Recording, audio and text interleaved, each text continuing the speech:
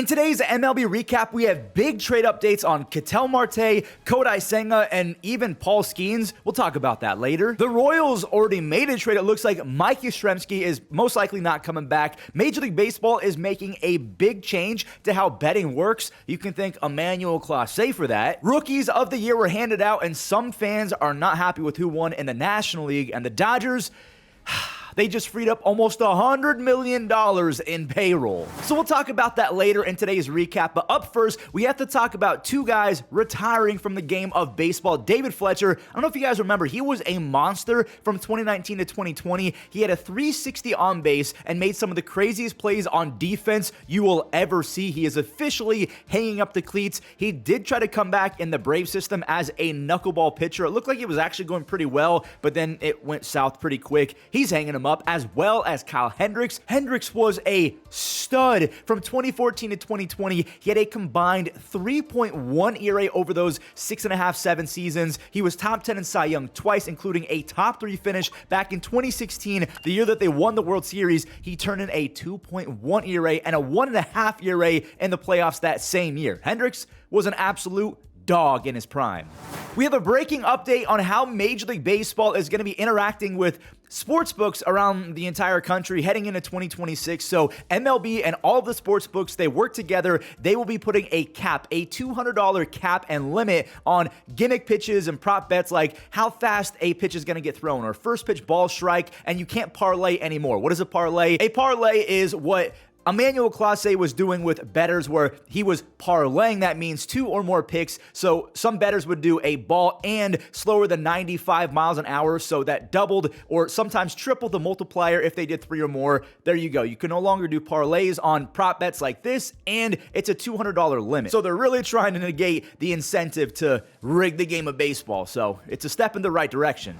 The rookies of the year were handed out, and the American League Rookie of the Year was a whole lot less contentious than the NL. A lot of Cubs fans are not very happy this morning. No, not at all. I gotta tip my cap to the A's before we talk about why the Cubs are so mad. The A's turned in the first place Rookie of the Year and the runner-up Nick, first name Nick, last name Kurtz, and Jacob Wilson. They were the first and second guys. You have Nick Kurtz getting every single vote, and I mean, it was a unanimous pick because he had 36 home runs and almost 90 runs batted in 117 games. If you do the math, that's 50 home runs and almost 120 runs batted in over a full 162-game schedule. He also had one of the greatest offensive games in baseball history, that 4-home-run game in Houston. Kurtz, a couple different things happened. So because he wasn't on the opening day roster, the A's will not get an extra draft pick, but Kurtz now gains a full year of service time, which means he's now a free agent in 2030, not 2031. He also gets a $750,000 bonus thanks to the PPI incentive program. That is the Player Promotion Incentive Program, something like that. Jacob Wilson, for finishing in second place, he gets $500,000 and that full year of service time. Drake Baldwin of the Braves, he went triple dipping. He gets a full year of service time, an extra pick for the Braves because he was on the opening day roster, and he nets the Braves $4 million in extra draft pool money because he won the NL Rookie of the Year. He was one of the best blocking catchers in baseball as a rookie. Obviously, he had 19 home runs and a 126 OPS plus in the box, and he hit 320 with runners in scoring position. So according to voters, that was enough to beat Horton, who finished in second place. So Jacob Wilson gets $500,000 and a full year. Same with Horton, $500,000 and a full year of service time. Cade turned in a 2.67, get the comments out now, ERA. But the craziest part about Cade is he got better and better and better. He allowed 7 runs total over his last 12 starts. He had a microscopic 1.03 ERA, his final 61 in the third inning. So what do you guys make of the rookies of the year? I feel like the American League, that was unanimous, so nothing really to talk about there. Do you agree with Drake Baldwin beating Horton? You guys have to let me know in the comments down below. We are going to talk about the Royals making a trade for a former Rays outfielder and also the Dodgers freeing up $90 million in payroll. But before we do that, we have a few trade rumors to get into. Ketel Marte, so there's conflicting reports, let me just say that. Some reports are saying that the Diamondbacks are motivated to trade Ketel Marte, but other reports are saying that's not true. They're not shopping, like actively shopping Ketel Marte, but if someone did call, they would entertain it. So it kind of sounds like they're willing to trade him, but they're not going to go shop him and risk offending him, if that makes sense. Ketel Marte is 32 years old, and the thing to remember about Ketel Marte is he has an escalating contract. In 2028, he's going to make $20 million. Then he's going to make $22 million a year in 2029 and 2030 when he'll be 35 and 36 years old. And if you do the math on a guy who's been as productive as Ketel Marte, $22 million is a bargain. It's not that bad, but Ketel Marte suffered hamstring injuries, groin injuries, foot injuries, and throughout his career, he's had a lot of tissue injuries, which is not good. I want you guys to let me know which teams would be involved if they do end up being engaged in trade talks. Maybe the Boston Red Sox if Alex Bregman doesn't come back. Not that Ketel Marte would play third base, but Ketel would pencil in as their everyday second baseman. You could shuffle around guys like Marcelo Meyer and Christian Campbell. I really feel like the Guardians would be an awesome trade piece as well. $22 million, it's not that much money. The Guardians could definitely be in on a conversation like that. I mean, just imagine Jose Ramirez and Ketel Marte in the same lineup with Steven Kwan at the number 1 spot. And by the way, Steven Kwan, I'm just going to throw this out there right now because I just remembered, the Dodgers are reportedly back in trade talks to try and get Steven Kwan. They were so close to getting him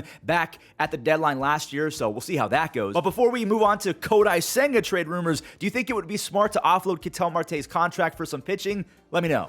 I just hinted at it. Kodai Senga, the trade rumors for him are swirling just like Ketel Marte. Now, Kodai's about to be 33 years old, and strikeouts fell off a cliff last year. Maybe the hamstring was the issue to blame for the velocity dropping at the same time. Just like Ketel Marte, talent is not the issue with Kodai Senga. It is simply staying on the field and turning in 160 games as an infielder, or in Kodai's case, maybe 27 to 32 starts as a starting pitcher. We saw him go crazy as a rookie back in 2023. He had a sub-3 ERA with a whopping 202 strikeouts and 166 innings. Then 2024 happened where there was a lot of arm fatigue, and then 2025, the hamstring hampered him. But with that being said, he still had a 3.02 ERA in 22 starts this past 2025 season. Again, the strikeouts dipped. He only had 109 and 113 innings. This is the same guy that had an 11 strikeouts per 9 just 2 years ago. It dropped to below a 9 strikeouts per 9, and the walks, they went up as well. Kodai, again, has all the talent in the world, so a 5-year, $75 million contract for a guy like Steve Cohen is not, I mean, it's just a drop in the bucket. It's nothing. But maybe they just don't trust his health, and that's why they're willing to kind of offload him. And the last trade rumor is actually not really even a trade rumor at all. The Pirates have flat out said, quote, "Don't even bother calling about Paul Skenes," but I just don't know how much I believe in that, considering the Pirates always trade their top pitching prospects. I mean, literally, Mitch Keller, that was one of the more, they really gave money to a starting pitcher and are keeping someone for a long time. Paul Skenes does not have an extension yet, and he's made comments in the past about how there's not even been a conversation to have an extension meeting with the Pirates. He's just kind of been pitching, making Canes commercials, and that's about it. So I don't believe the whole don't even bother calling. If the Yankees called tomorrow and offered the Pirates Spencer Jones and George Lombard Jr., they would 100% take that offer. I know it's not all that they would get for Paul Skenes, but the writing's on the wall. They can't afford Paul Skenes, and they're never going to be able to. Extension talks haven't even happened yet. Just trade him while he's at his peak. It makes sense. I mean, I'm sorry for saying that, Pirates fans. But then again, I don't know if Pirates fans take offense to that, because just like me, a Guardians fan, I know that Lindor is going to get traded and that Jose Ramirez only stayed because he took a historically team-friendly discount. We know that being a fan of a small market club like the Guardians, the Rays, the Pirates, or any team in between, you're not going to keep your generational talents because you can't afford them. So yeah, I'm calling BS on don't even bother calling. If you get the right deal, talking about the Pirates, you're going to offload them. Let's face it.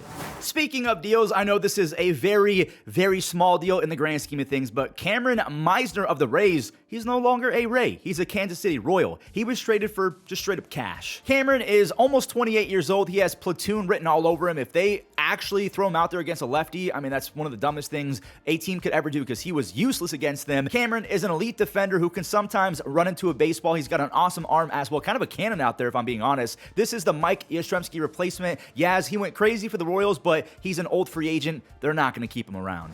And finally, because we just talked about not keeping people around, the Dodgers just freed up $90 million in payroll thanks to Clayton Kershaw retiring. Michael Conforto is not coming back. Chris Taylor, I know he was on the Angels, but the Dodgers, they owed him some money. And also Kirby Yates. Those 4 guys were owed about $90 million total in 2025. They're off the books now. So that means more money to give to a Tatsuya Imai, who is another Japanese stud who throws 100 miles an hour and has a splitter. I told you guys a few days ago, the Dodgers Dodgers were going to be in on Pete Fairbanks after the Rays gave up on another elite arm talent and cheaped out. And yeah, rumors today literally have the Dodgers and Blue Jays in on Pete Fairbanks. It makes sense that the Jays are in because Jeff Hoffman, he just cannot be the guy going forward. Maybe as a setup guy, when are people going to understand that the Rays, the Guardians, teams like these are the real problem with Major League Baseball? They are literally feeder teams, AAA teams for the rich and elite teams around the game of baseball. Teams that don't spend money are the problem, and I will say this until I can't anymore. They're literally feeding elite talent to other teams,